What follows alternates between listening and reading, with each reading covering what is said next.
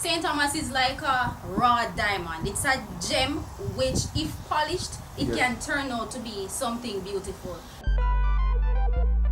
How you feel about Jamaica 60? Are we really an independent nation? And if so, to what extent? Yes, we are.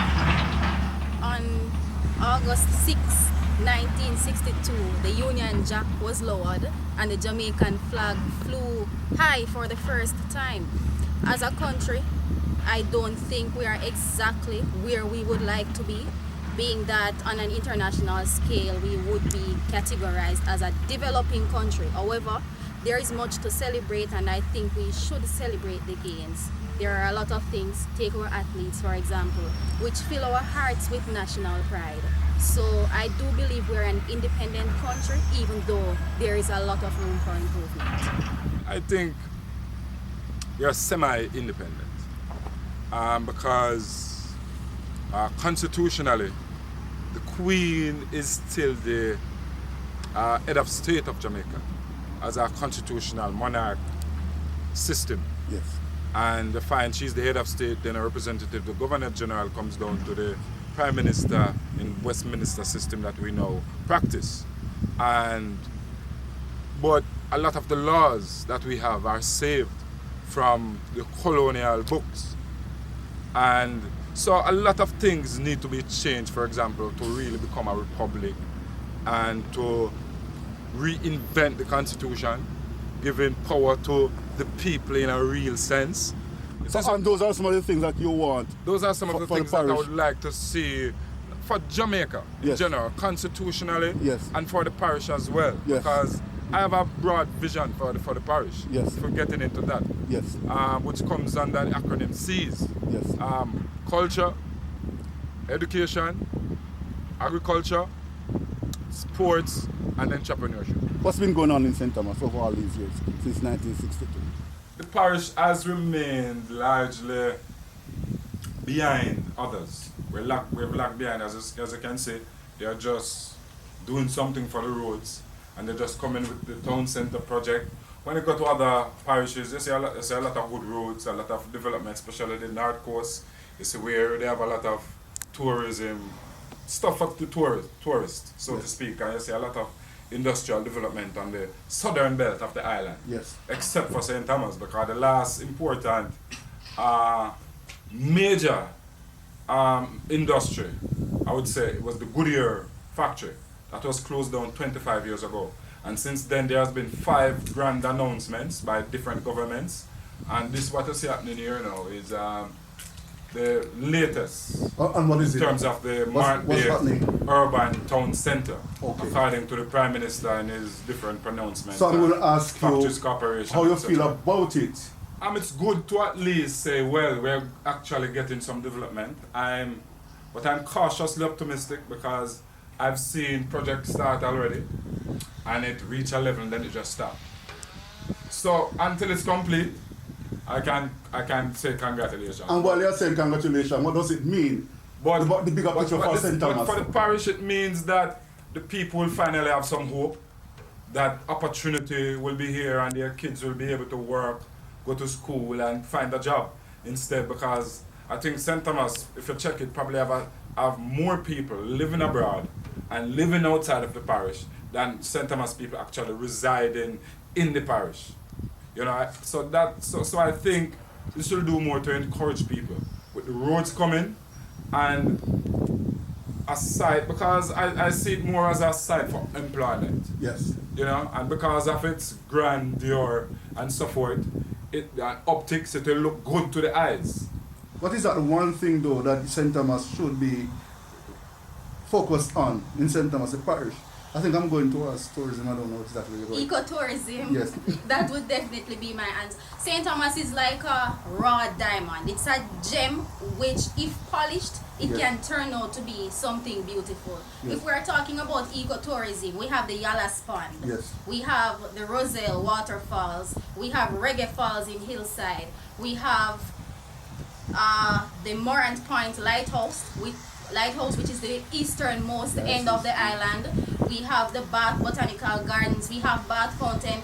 there are just so many places that we can tap into to really attract tourism. And they say, if I may interject, the road, therefore, will lead people to, the new road network will lead people to all of these places. What are your thoughts? The road to development is the development of roads. That's my So, thought. so there are more roads to be developed. We know that there is going on right now some demonstrations because of the roads. But isn't those roads, aren't they part of the major highway development, or are these side roads? What is going on with the roads in St. Thomas, where the parish is in turmoil for the past 2 days? Okay, to put it frankly, the road is being done.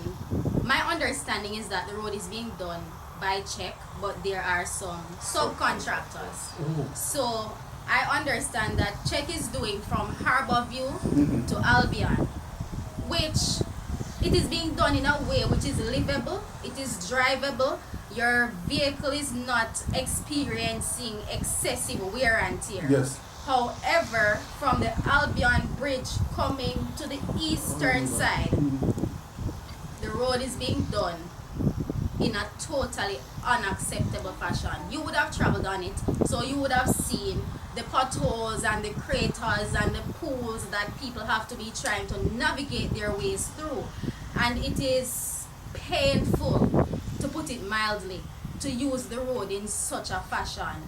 We have students traveling from places like Yalas and Botany Bay to go to school in Orange Walk, St. Thomas Technical, Yes. for example. And it is very, very unfair to them to have them travel on these roads because it hinders their mode of transport. And not only that, it affects productivity and efficiency right around. Business people are complaining, teachers are complaining, the taxi men are complaining. People have to be spending excessively on car repairs. And I do believe that that is one of the major reasons why you would have seen the demonstration.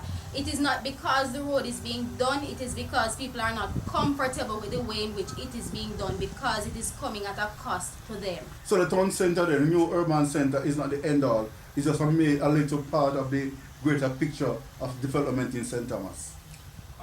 Yes, I think so, because as I said, St. Thomas, as I said, we speak about St. Thomas as one parish. As I know, there are 2 different constituencies. Yes, east and you know, west. Yeah. East and west. So, and at east and west have different attractions. Yes. You know, and I think we just spoke about ecotourism, and I think one of the biggest draw for St. Thomas is heritage tourism. Yes. Yes. You know, the courthouse, Rastafari. Stony St. Thomas Brook. should be like the mecca for Rastafari internationally. You know? Birthplace of Rastafari. Yeah, but this is the birthplace of it. The Kumina, the strong Kumina and African retentions that we have. We'll have a lot of great houses, some still not yet discovered.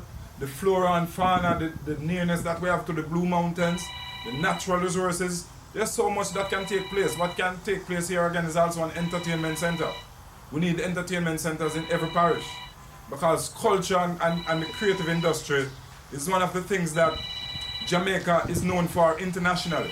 And if we can tap into the creative industry, which is worth billions, and have an entertainment center in St. Thomas, have a, as where for the town center they have like UCC, build a different tertiary institutions, be more creative in terms of what you bring to the parish, because I think the good thing that's about St. Thomas being not developed as the other parishes, that the development in St. Thomas can be at a higher level than what has happened in other parishes. Like you learn from the mistakes in other parishes, so that when you are doing development in St. Thomas, it becomes that the model for the future development in other spaces. You know, and I think that's where in terms of even housing development, because St. Thomas is near to Kingston, and so a lot of the housing development that is taking place towards St. Catherine, Whole Harbour, that side, can now also take place in St. Thomas. Yes. So you have housing and residential development that can take place, diversification of industries. Earlier I mentioned about culture, entrepreneurship, education and training, agriculture. And when I talk about agriculture, I talk about agro-processing. Yes. You know, because St. Thomas, as traditionally been a strong agricultural parish. Yes. Along with St. Elizabeth, I think they're the two strongest agricultural parishes. Yes. You know? And I think if we can transform, add value to whatever comes out of the parish, like Irish Mass, Sea Mass, is one of the things that is popular. You know, internationally, it has become like hot bread. Yes. Yes. You know, so these are some of the things that we need to like structure, you know, and add value to. Because trust me, St. Thomas is not short of resources. We have top water, top quality water, top quality aggregate.